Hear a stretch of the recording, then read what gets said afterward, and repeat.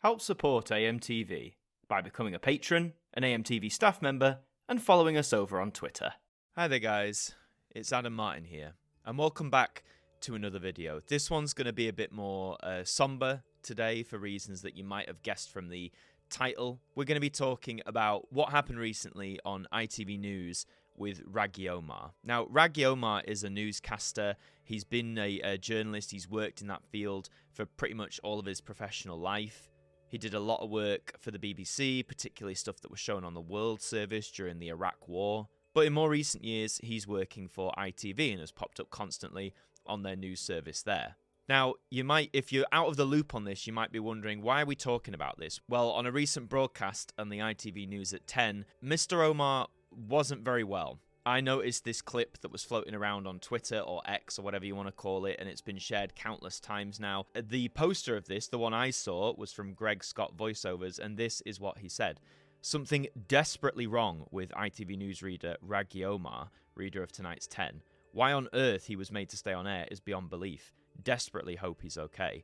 Now, from that alone, that, implies something pretty serious is happening here. So I'm just going to play the clip for you. So watch this. And finally, for decades, Friday night has been party night. But when people start letting their hair down at the close of the morning week, the weekends are Britain's towns and cities have traditionally been all about nightlife. Pubs and clubs packed to the rafters with revellers. But that seems to be changing along with people's priorities as they choose to do things different at different times.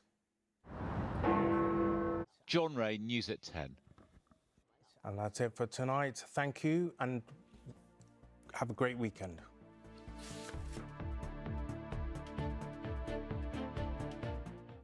It's just, it's really sad and upsetting to see, really. My first thought is similar to Greg's, like, why was he still on air after that after that segment aired? Why was he left to deliver the final bit of the programme despite clearly not feeling very well?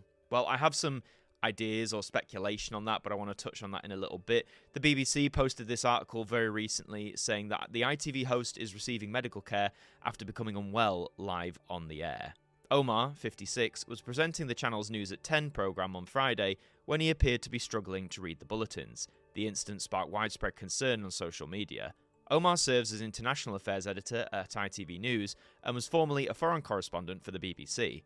An ITV News spokesperson said, "We're aware that viewers are concerned about Rageh Omaar's well-being. Rageh became unwell while presenting News at 10 on Friday and is now receiving medical care. He thanks everyone for their well wishes." No further details of Omaar's condition or what happened to him during the broadcast have been released. However, ITV pulled the programme from its scheduled reruns on ITV1 with a message instead telling viewers that ITV was temporarily unable to bring you our +1 service. We will resume shortly. I think that was a very wise and the correct decision from ITV to not broadcast that again, because not only is it, deeply upsetting to watch, I think to rebroadcast that knowing that he's not well would be, extremely distasteful. It's fair to say that on social media, from what I've seen anyway, the amount of people who've shared this or commented on it are very sympathetic to Rageh and what's going on. And, I mean, you should be, really, because for that to happen live on air when you're broadcasting the main news slot at 10 p.m, the prime news slot for any main channel, out to millions of people, that's tough.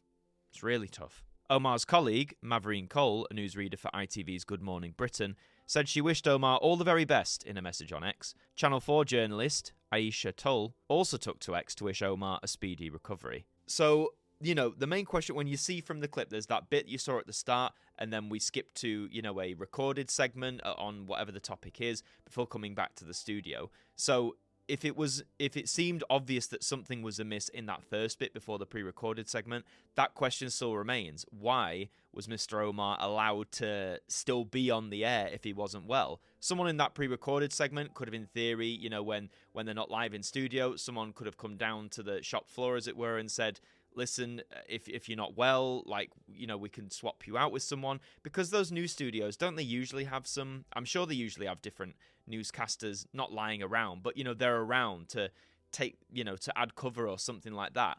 At the very worst, if there was no one available to cover, they could have put up some sort of, caption card or, breakdown message. Obviously not a breakdown, but, just saying that we're currently unable to bring you the news right now. We do apologise. And I mean, it was the end of the broadcast anyway. From what we can see, he was literally put back on just to say, and that's all tonight. Thank you very much. Have a great weekend. I think it could have very easily, the news topic could have finished, the tape could have finished, and you just could have had some sort of caption saying, that's all for tonight. We've had to bring it to an end. You could have done a litany of things. Now, on the flip side of that, I'm sure I'd like to think, with the focus on health now in the TV industry, or the more emphasized focus on health than there ever was, you'd like to think someone would have checked in with Mr. Omaar and asked him, are you okay? Do you want to continue? And from what we know so far, there's every chance that Rageh could have said, yes, I'm able to carry this on. I can continue. I can deliver this final piece, because he didn't know that was going to happen to him at the end there.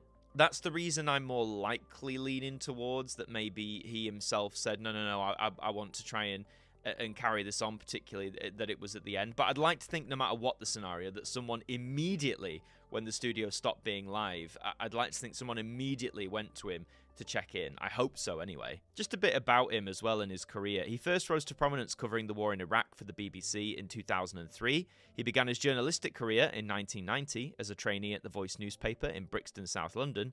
In 1991, he moved to Ethiopia, where he freelanced as a foreign correspondent, with much of his work broadcast by the BBC World Service, a vital service that is still, by the way, being squeezed to death. If we lose the World Service, that could be well, don't bear thinking about, really. Omaar first became a BBC correspondent in 1997 when he was posted to Amman in Jordan. He now covers major news stories across the world for ITV News and also presents current affairs programme On Assignment. Born in Mogadishu, Somalia, in 1967, Omaar is the youngest of 4 children. He was educated at Cheltenham Boys College and went on to study modern history at Oxford University. So a very distinguished career in broadcasting. Again, the World Service, something where a lot of his programmes went on. That is a vital service the BBC offers worldwide to millions upon millions of people. So the fact he was able to do a lot of work there, I think, is very credible. He's a very credible broadcaster in his own right. One main theory that I've seen from people as to what actually happened here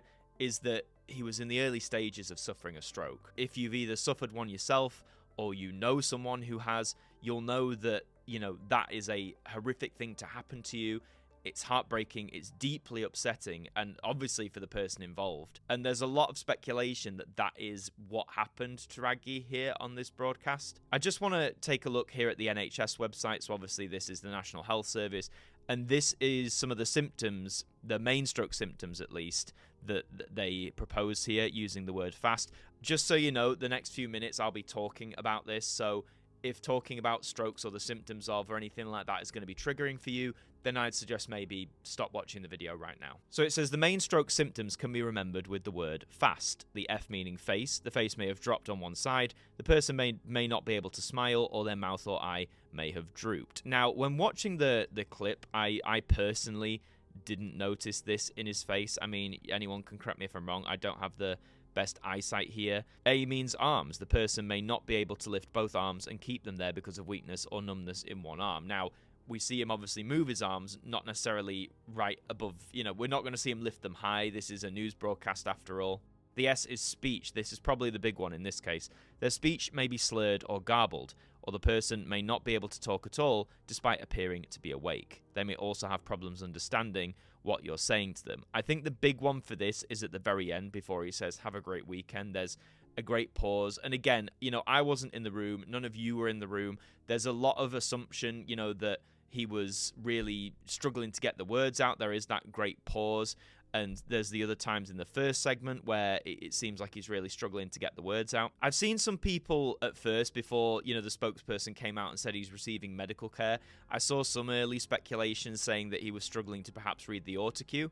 I think this is common knowledge, but just in case you don't know, newsreaders, the way they read their bulletins, as much as it would be cool if they learned a script as an actor would, they very much read an autocue, the thing that, brings up the words that they say.